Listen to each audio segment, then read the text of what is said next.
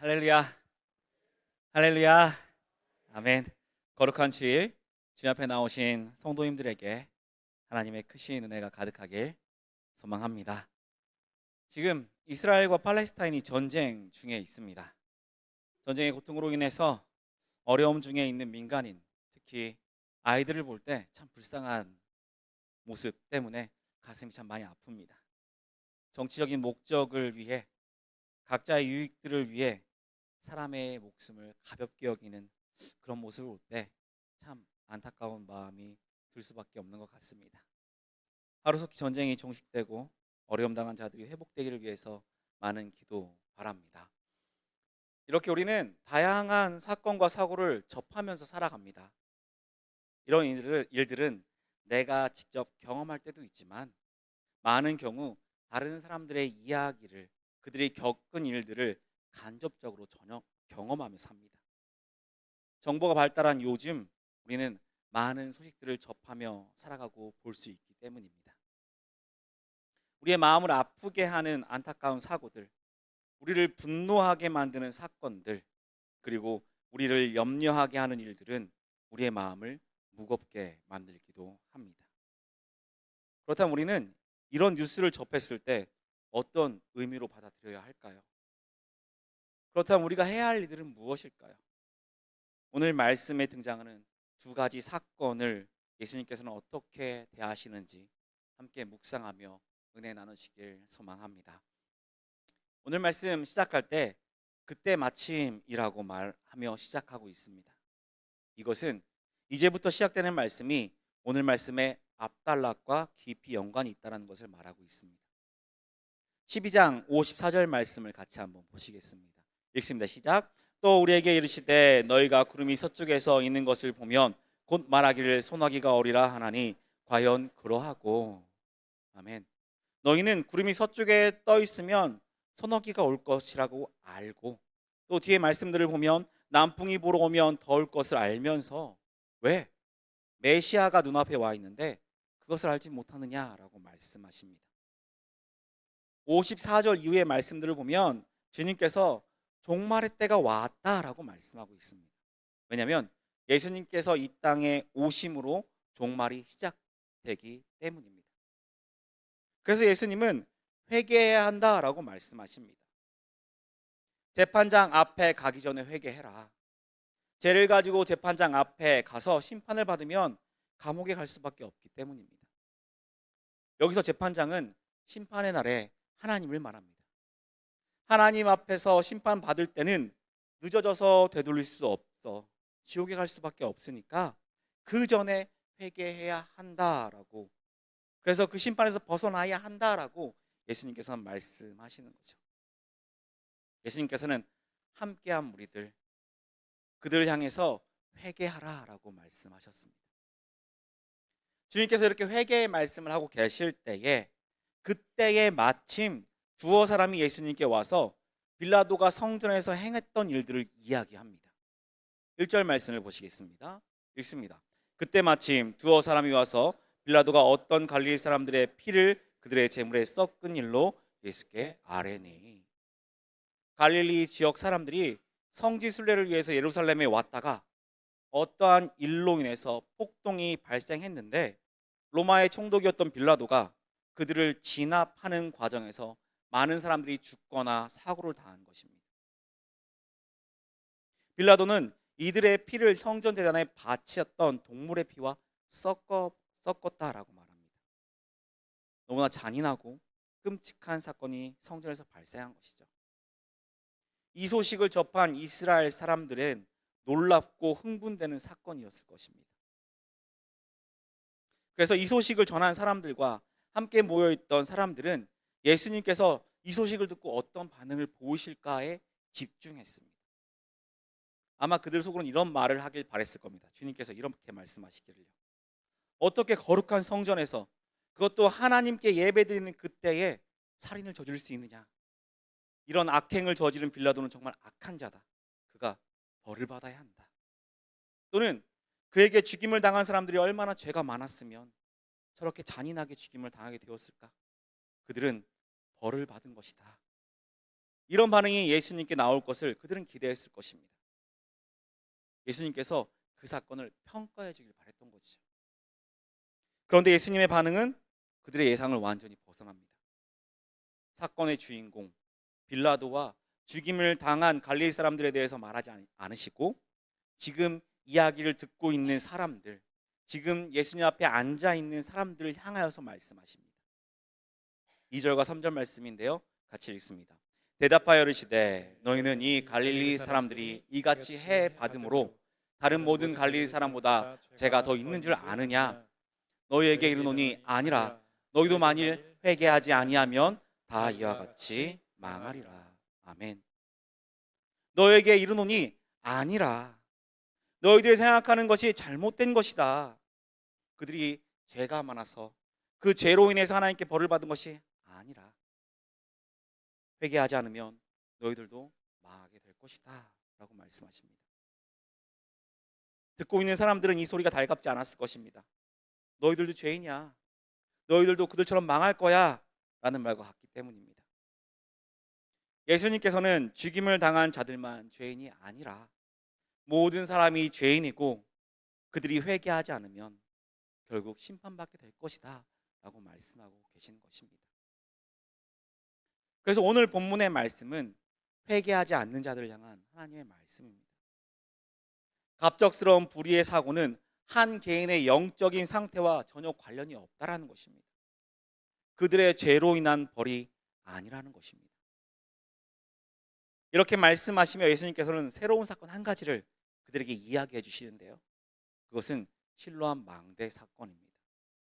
4절과 5절 말씀도 같이 읽겠습니다.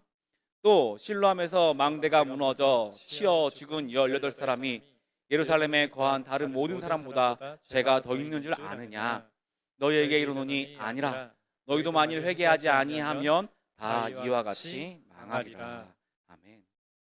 앞의 말씀과 동일하게 말씀하십니다. 이 사건 또한 이스라엘 백성들에게 참 논란이 되는 사건이었습니다. 고의적으로 찾아온 그 고난이 아닌 갑작스러운 사고에 관한 이야기입니다. 예수님께서는 갑작스러운 사고, 그것 또한 결코 한 개인의 영적인 상태를 나타내는 지표가 아니다라고 말씀하십니다. 실로암 망대가 무너져서 18명 사람들이 죽었을 때 사람들은 그들의 죄가 있어서 하나님의 심판을 받은 것이다, 그 벌을 받은 것이다 라고 여겼습니다. 그리고 그들을 죄인이라고 결론 내렸습니다. 하지만 예수님께서는 이번에도 그 사건에 집중하지 않으시고 앞에 모여있는 무리들에게, 사람들에게 말씀하십니다. 모든 인간은 죄인이며 회개하지 않으면 너희 역시 멸망, 즉 영원한 죽음을 당할 것이다 라고 말씀하셨습니다. 비극적인 재난을 당했다고 해서 비난의 대상이 되어서는 안 되는 것입니다. 그들의 죄로 인한 벌이 내려진 것이 아닙니다. 하나님 앞에서 죄인이 아닌 사람은 아무도 없기 때문입니다. 우리들의 주변에도 사고를 당하거나 어려움을 당한 사람들이 많이 있습니다. 이런 사람들을 볼 때 우리는 안타까운 마음에, 그리고 우리가 받은 하나님의 사랑으로 인해 서로 도와가며 어려움을 극복하려고 합니다. 그리고 실제로 많은 도움을 주어서 그들이 다시 회복되는 경우들도 많이 있습니다. 그것이 구원받은 하나님의 백성으로서 우리가 해야 할 일이기 때문에 그렇습니다. 우리는 예수님으로부터 받은 그 사랑으로 인해 연약한 자들을 찾아가서 복음을 전하며 하나님의 사랑을 나타내야 할 그 사명을 받았기 때문에 그렇습니다. 하지만 우리는 종종 우리 눈 속에 있는 들보는 보지 못하면서 형제들의 눈 속에 있는 티만 보며 형제들을 정죄하는 경우들이 있습니다. 갑작스러운 사고와 사건을 일어나게 되면 그들의 죄 때문에 그렇다, 그들이 노력하지 않아서 그렇다, 그들이 믿음이 좋지 않아서 그렇다, 그들이 봉사하지 않아서 그렇다 라고 이야기하며 그들을 비판합니다. 그들의 받은 고난이 죄로 인한 벌, 혹은 신앙생활을 열심히 하지 못해서 주어진 벌이라고 여길 때가 있다는 것입니다. 하지만 주님께서 우리에게 원하시는 것은 형제를 향한 정죄, 그들이 사고를 당한 이유를 밝혀내는 것이 아니라 형제의 모습 속에서 우리 자신의 죄를 돌아보며 그 죄를 회개하는 겸허한 자세입니다. 또한 그들과 함께 가슴 아파하며 하나님의 사랑을 전하는 것입니다. 그들을 섬기며 위로하고 그들을 세워주는 것을 주님께서 우리에게 바라는 마음입니다. 우리 또한 죄인이기 때문에 그렇습니다. 나의 믿음이 어디까지 도달했을까? 난 얼마나 기도하고 있는가? 주님의 일을 기쁨으로 잘 감당하고 있는가? 하나님의 사랑을 어떻게 전하고 있는가? 지금 앞에 말씀드린 것들이 우리의 신앙의 판단의 기준이 되는 것은 아니지만 우리의 신앙을 점검하며 회개하는 시간이 될 것입니다. 예수님께서는 회개하라고 말씀하셨습니다. 사고나 인간적인 불행이 특별히 악한 죄인에게 내려지는 하나님의 심판이라는 유대인들의 그 보편적인 사상을 거부하셨습니다. 예수님께서는 모든 사람이 회개해야 한다라고 말씀하셨습니다. 그렇다면 이런 사고와 인간적인 불행이 회개하면 당하지 않는다는 뜻으로 예수님께서 말씀하신 것일까요? 갈릴리 사람들이 당한 끔찍한 사건과 실로암 망대의 사고는 죄를 회개하면 당하지 않는 것일까요? 그렇지 않습니다. 햇빛과 비가 착한 사람이냐 나쁜 사람이냐를 가리지 않고 내리는 것처럼 재앙은 사람을 가리지 않습니다. 지금 우리가 살아있다고 해서 죄가 없는 것이 아니라 우리가 숨을 쉬고 살 수 있는 모든 것이 하나님의 은혜인 것입니다. 예수님의 이러한 말씀은 죄와 재앙으로부터 벗어났다고 해서 내가 의인이다, 나는 선하다, 나는 구원받았다 여기는 태도를 조심하라는 말씀입니다. 그런 태도는 결국 죽음을 향하는 길이기 때문에 그렇습니다. 우리는 우리가 죄인임을 인정하며 주님 앞에 죄를 고백하고 회개해야 합니다. 이어서 6절과 7절 말씀도 같이 읽겠습니다. 이에 비유로 말씀하시되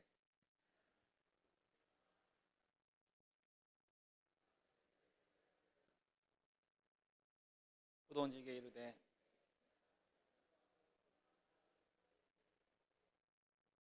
찍어버리라 어찌 땅만 버리게 하겠느냐. 아멘. 예수님께서는 앞에 두 개의 사건을 이야기한 후에 무화과나무 비유를 통해서 회개의 필요성에 대해서 다시 한번 말씀하십니다. 한 포도원의 주인이 무화과나무를 심었습니다. 그리고 3년 동안 기다리며 열매를 구했는데 열매가 열리지 않았습니다. 그래서 주인이 포도원 지기에게 열매 없는 나무를 찍어버리라 라고 말합니다. 열매 없는 나무 때문에 땅을 낭비하는 것보다 그 땅에 다른 나무를 심어서 더 좋은 열매를 맺는 것, 거두는 것이 합리적이기 때문에 그렇죠.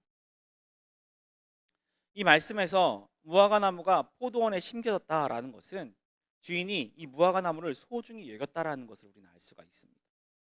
보통 무화과나무는 길거리에서 흔하게 볼 수 있는 나무입니다. 그런데 이 나무가 포도원에 심겨져 있습니다. 이것은 좋은 땅에 심겨졌다는 것도 알 수 있고 특별한 사랑을 받았다는 것 또한 알 수 있습니다. 그런데 주인의 기대와는 달리 3년 동안이나 열매를 기다렸는데 열매를 하나도 얻지 못했습니다. 그래서 주인은 3년째 열매 맺지 않는 나무를 찍어버리라고 말하는 것이죠. 이런 주인의 마음은 어땠을까요? 한편으로 화가 났지만 한편으로는 안타까웠을 것입니다. 자기가 사랑해서 소중해서 3년이나 기다려줬습니다. 하지만 3년이 돼도 아무런 열매가 없었습니다. 좋은 땅을 차지하고 앉아서 땅을 허비한 것이죠. 그 땅만 허비한 것이 아니라 다른 포도나무에게 가야 할 그 영양분도 무화과나무가 다 빼앗아 갔습니다. 기대한 만큼, 사랑한 만큼, 귀하게 여긴 만큼 더 화가 났을 것입니다. 그래서 무화과나무를 찍어버리라 라고 말하는 것입니다. 우리는 이 비유를 통해서 하나님의 사랑을 볼 수가 있습니다. 하나님께서는 우리를 너무 사랑하셔서 우리가 구원받을 수 있는 길을 열어주셨습니다. 우리의 연약함을 아셔서 좋은 밭에 심어주시고 특별하게 대우해 주셨습니다. 포도밭을 희생하면서까지 우리를 사랑해 주신 거죠. 하나님 우리를 너무 사랑하시기에 하나뿐인 아들 예수님을 희생하면서까지 우리가 열매 맺을 수 있도록 하신 것입니다. 우리는 그런 사랑을 받고 자라고 있는 무화과 나무인 것입니다. 그런 하나님께서는 우리를 사랑하신 만큼 좋은 열매 맺기를 원하십니다. 그 열매가 바로 예수님께서 말씀하신 회개의 열매입니다. 예수님께서 마태복음 21장 43절에 이렇게 말씀하십니다. 한번 같이 한번 보시겠습니다. 읽겠습니다. 시작. 그러므로 내가 너에게 이르노니 하나님의 나라를 너희는 빼앗기고 그 나라의 열매 맺는 백성이. 아멘. 우리가 회개의 열매를 맺지 못하면 하늘나라를 받을 수 없다라는 것입니다. 아무리 소중하고 아무리 사랑하는 나무라 할지라도 회개의 열매가 없으면 결국 찍어 버리시는 것입니다. 그렇게 우리는 회개의 열매를 맺어야 합니다. 하나님께서는 우리가 그 열매 맺기를 기다려 주셨습니다. 무화과 나무가 열매 맺기까지 오랜 시간이 걸립니다. 주인은 무화과 나무가 자라서 열매 맺을 수 있는 시기가 되기까지 기다려 주셨고, 또한 열매 맺지 않을 때 오랜 시간을 기다려 주셨습니다. 그것은 하나님께서 계속해서 우리에게 기회를 주신 것 같습니다. 그런 기다림이 있었기에 열매 없는 무화과 나무를 향하여서 더욱더 분노하였을 것입니다. 우리는 우리를 기다려주신 하나님을 기억해야 합니다. 우리가 회개하기를 기다려주신 하나님, 인내하신 하나님의 사랑과 은혜를 기억해야 합니다. 그리고 그 시간이 영원한 것은 아니라는 걸 알아야 합니다. 하나님께서는 때가 되었을 때 우리에게 열매를 구하십니다. 심판의 때, 종말의 때가 올 것이기 때문에 그렇습니다. 우리가 주님을 믿는다고 해서 끝나는 것이 아니라 우리가 죄인임을 고백하며 회개할 때에 우리는 구원을 받을 수 있습니다. 예수 그리스도를 구주로 인정하고 우리의 죄를 회개하며 회개의 열매가 열렸을 때 하나님께서는 우리를 용서해 주시고 하늘나라를 기업으로 받을 수 있습니다. 우리를 사랑하시고 기다려주신 하나님을 기억하며 주님 앞에 회개의 열매를 맺는 저와 여러분 되시길 바랍니다. 8절과 9절 또한 같이 읽겠습니다. 대답하여 이르시되 주인이여 금년에도 그대로 주소서. 내가 두루 파고 거름을 줄이니 이후에 만일 열매가 열면 좋거니와 그렇지 않으면 찍어 버리소서 하였다 하시니라. 아멘. 무화과 나무를 찍어 버리라는 주인의 말에 포도원 지기는 금년에도 그대로 두도록 요청합니다. 그는 심지어서 뭐라고 해요? 두루 파고 거름을 주겠다라고 이야기합니다. 예수님의 이 비유에서 포도원 주인이 하나님이라면 포도원 지기가 바로 예수 그리스도입니다. 주님은 우리가 열매를 맺지 못해도, 믿음이 없어도, 헛된 것을 추구해도 단 한 번에 찍어버리시는 분이 아니십니다. 한 번 더 기회를 주시는 분이십니다. 그러나 우리는 그것 또한 유예 기간이 있다는 것을 알아야 합니다. 말씀에 금년, 올해가 마지막이라는 것입니다. 아무리 우리를 사랑하시고 우리를 위해 일하시며 자비로우신 주님이지만 무작정 기회를 주시는 것이 아니라는 말씀입니다. 또한 주님은 우리가 우리의 힘으로 열매 맺을 수 없을 것을 아시는 분이십니다. 그래서 자신이 우리를 대신하여서 십자가를 지셨습니다. 거름도 주시고 도랑도 파시고 물도 주셨습니다. 열매를 맺을 수 있도록 모든 준비를 다 해주신 것이죠. 우리에게 기회를 한 번 더 주셨습니다. 우리는 이 기회를 붙잡아야 합니다. 우리는 예수님을 믿음으로 우리의 죄사함을 인정하며 회개의 열매를 맺어야 합니다.